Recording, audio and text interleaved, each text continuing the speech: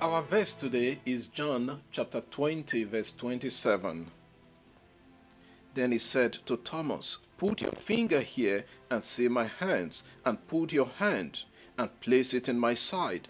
Do not disbelieve, but believe." When we read or hear the story of Thomas, the first impression or reaction is to pass a judgment on him. We judge Thomas as a doubting person. Hence we hear the words, doubting Thomas. Was it easy for Thomas or the other disciples? When Jesus appeared to the disciples after the resurrection, Thomas was not with them.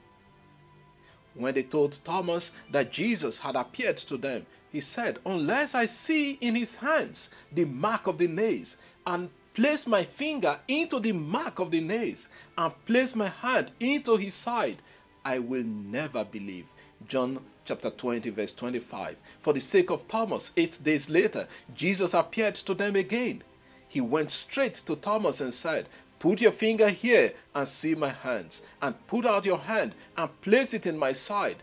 Do not disbelieve, but believe." In the Greek, the phrase is kaimen gino apistos alapistos.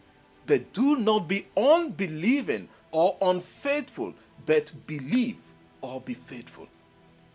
Today my focus is to show that the other disciples also expressed doubt like Thomas, and that we too often behave the same way. To understand this verse, we need to look at the Gospel of Luke. In the Gospel of Luke, we have a parallel story when Jesus appeared to the disciples. The two disciples from Emmaus had returned and narrated their experience of how they saw the Lord. And as they were talking about those things, Jesus appeared to them. They were startled and afraid, thinking they were seeing a spirit. Let us see what Jesus told them. Let's read from Luke chapter 24, verse 36 to 38.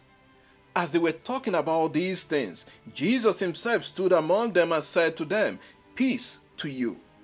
But they were startled and frightened and thought they saw a spirit. And he said to them, "Why are you troubled, and why do doubts arise in your hearts? See my hands and my feet, that it is I myself. Touch me and see, for a spirit does not have flesh and bones, as you see that I have." Luke 24, 37 to 38. It seems to me that this was the time that Thomas was missing in their midst. The remaining disciples were not only afraid, but showed disbelief. Just as Jesus would say to Thomas later, he told them to see his hands and feet and touch him.